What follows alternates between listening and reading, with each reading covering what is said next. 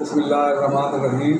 رب کائنات نے سب سے پہلے جس چیز کو پیدا فرمایا اللہ رب العزت کے پیارے محبوب دانائے فجائے اور حضور محمد مصطفیٰ احمد مصطفیٰ صلی اللہ علیہ وآلہ وسلم کا نور ہے۔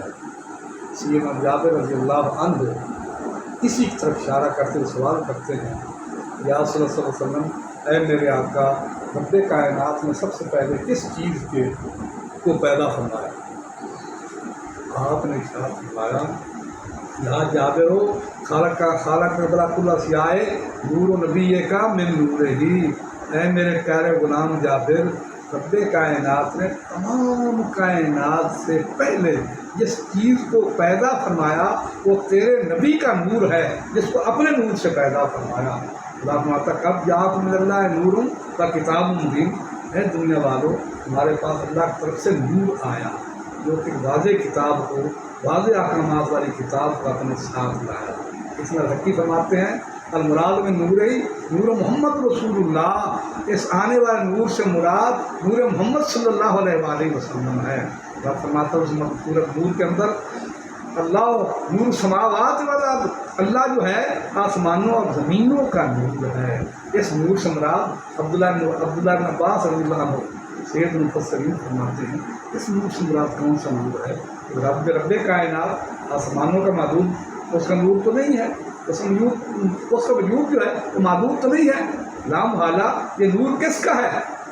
وہ فرماتے ہیں عبداللہ ابن عباس رضی اللہ عنہ فرماتے ہیں سید مفسرین، نور و ہمارے مراد میں نور ہی نور محمد رسول اللہ، اس نور سے مراد نور محمد مصطفیٰ صلی اللہ علیہ وسلم کا نور ہے۔ اس خدا نے فرمایا کہ محمد میرے کملی والے کا نور، جس کا میں خالق ہوں، وہ آسمانوں کا بھی نور ہے، وہ زمینوں کا بھی نور ہے، کائنات کی ہر ایک چیز کا نور ہے۔ حدیث سے بعد میں آتا ہے، مفسرین نے بھی لکھا ہے، جب رب کائنات نے اس نور کو پیدا فرمایا، اس نور نے 4 نوافل ادا کی شکرانے کے۔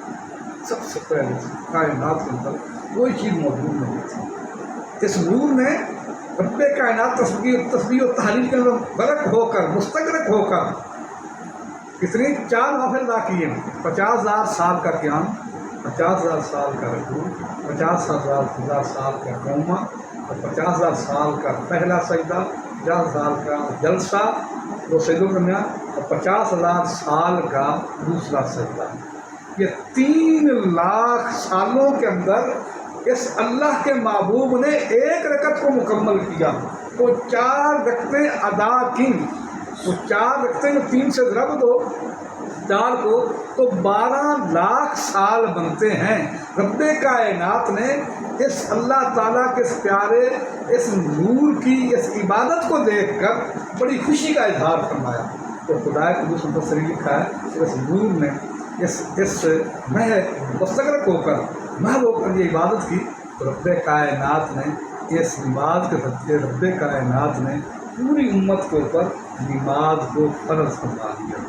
خدا نے فرمایا، اے محبوب، تو آج میرے نور کے اندر مستغرق ہو کر میری ذات سامنے بیٹھ کر میرے ساتھ سیدھا ریز ہو گیا ہے، میرا دیدار کر رہا ہے۔ اے محبوب، جو اس نور کے صدقے تیری امت کو ایک نماز دے رہا ہوں، اگر تیری امت کو نماز ادا کرے گی، ان کو نماز کے اندر ہی میرا دیدار نصیب ہو جائے گا۔